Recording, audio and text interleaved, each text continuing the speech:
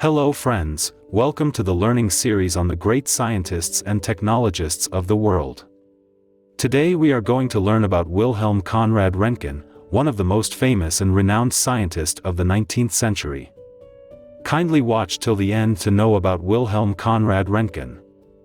Wilhelm Conrad Roentgen, a scientist who discovered X-rays, had ushered in the age of modern physics and revolutionized the process of medical diagnosis.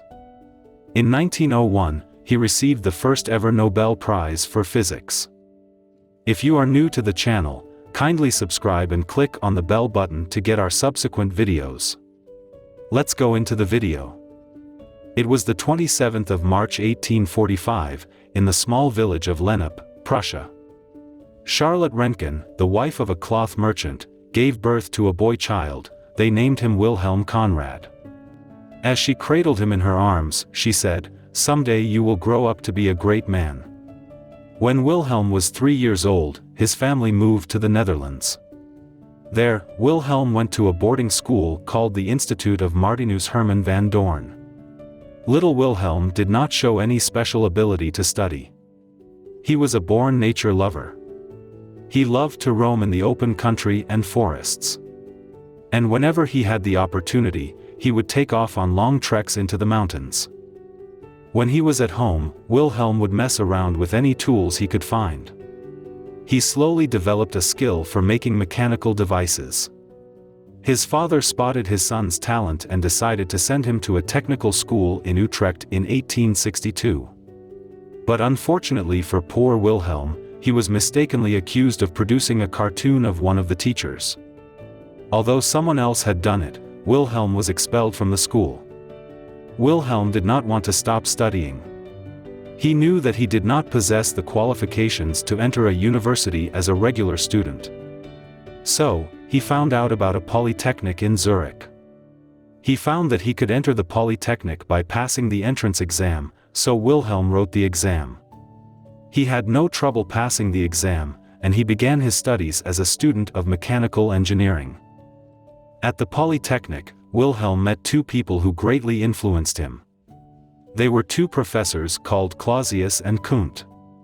Wilhelm attended their lectures and worked in their laboratories. This inspired him to greater heights. In 1869, Wilhelm graduated with a PhD from the University of Zurich. He was appointed as an assistant to Kundt and went with him to Würzburg in the same year. After 3 years, Wilhelm traveled to Strasbourg. In 1870, Wilhelm Roentgen published his first work, dealing with the specific heats of gases. He followed this up a few years later with a paper on the thermal conductivity of crystals. His research included studying quartz's electrical properties as well as other properties, how pressure affects different fluids' refractive indices, how electromagnetic influences alter the planes of polarized light, how temperature and compressibility affect water and other fluids, and the phenomena that occur when oil drops spread across water. In 1875, he was appointed professor at the Academy of Agriculture at Hohenheim in Württemberg. In 1876, he returned to Strasbourg as professor of physics, and 3 years later, he accepted the invitation to the chair of physics at the University of Gießen. Wilhelm continued to travel between universities, learning and teaching in the process. He spent time at the University of Würzburg and then settled down at the University of Munich in the chair of physics. One day in November 1895, while Wilhelm was experimenting with the emissions from a Crookes tube, a glass vacuum tube with electrodes at either end, he made a discovery. By accident, he found that a paper plate covered with barium platinocyanide would still glow a fluorescent hue if the discharge tube was sealed inside a thick black box, blocking off all light. Wilhelm was very excited. He continued to experiment with these strange new rays he had discovered. During the experiments, he began recording the rays on a photographic plate. He found that objects of different thickness, placed in the path of the rays, showed different levels of transparency on the photographic plate. Then an idea struck him.